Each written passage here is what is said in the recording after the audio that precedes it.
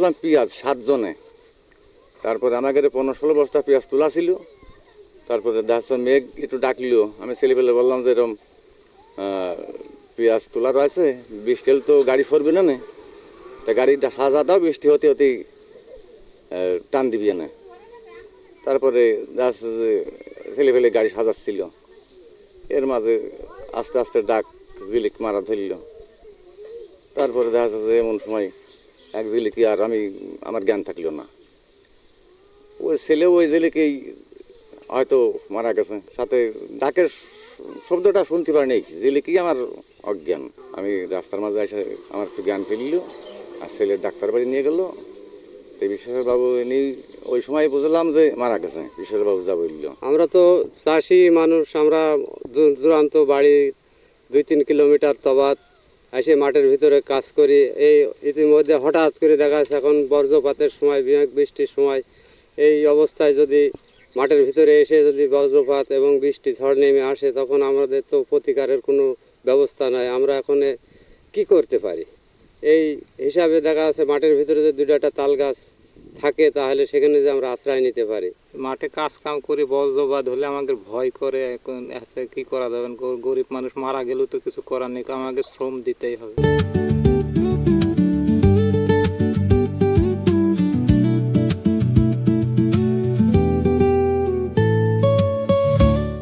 বজ্রপাত বর্তমান সময়ে একটি দুর্যোগে পরিণত হয়েছে এবং এর শিকার সবচেয়ে বেশি হচ্ছে আমাদের কৃষক ভাইরা। কারণ কৃষক ভাইদেরকে প্রতিনিয়ত মাঠে বিভিন্ন কর্মকাণ্ড পরিচালনা করতে হয়, ফলে হঠাৎ বৃষ্টি শুরু হলে এবং যদি বজ্রপাত হয় তাহলে কৃষকরা অনেক সময় আক্রান্ত হয়ে যায়। এবং আমরা ইতিমধ্যে দেখতে পাচ্ছি আমাদের অনেক কৃষক ভাই বজ্রপাতে মৃত্যুবরণ করছেন এবং কেউ কেউ পক্ষাঘাতগ্রস্ত হয়ে শারীরিক বিভিন্ন প্রতিবন্ধিতায় আক্রান্ত হচ্ছেন।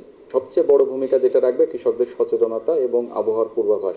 এবং আবহাওয়ার পূর্বাভাস যদি আমাদের কৃষকরা মেনে চলে, তাহলে তাদের ফসলটাও সময় মতো তারা ঘরে তুলতে পারবে এবং এই দুর্যোগে তাদের ফসল ক্ষতিগ্রস্ত হবে না, সাথে সাথে তারা নিজেরাও বজ্রপাতের শিকার হবে না। ঝিনাইদহ এই অঞ্চলের একটি সবচেয়ে বড় সমস্যা হচ্ছে বজ্রপাতের সমস্যা। বিশেষ করে বর্ষার মৌসুমে কালবৈশাখী যাওয়ার সময় এই সমস্যাগুলো হয়ে থাকে।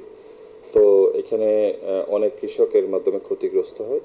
মূলত আপনারা জানেন যে উঁচু যে গাছগুলো, বিশেষ করে তাল গাছ অথবা দেখা যাচ্ছে যে খেজুর গাছ, এগুলোর বিলুপ্তির কারণে এই বিষয়গুলো হয়ে থাকে। তো আমরা যেটা চেষ্টা করছি, আমি জেলা প্রশাসক হিসেবে এখানে নতুন এসেছি, আমার প্রথম উদ্যোগটি হচ্ছে যে মাননীয় প্রধানমন্ত্রীর যে উদ্যোগ, যে বৃক্ষরোপণ, সেই বৃক্ষরোপণের অংশ হিসেবে প্রচুর পরিমাণে তাল গাছ রোপণ করা।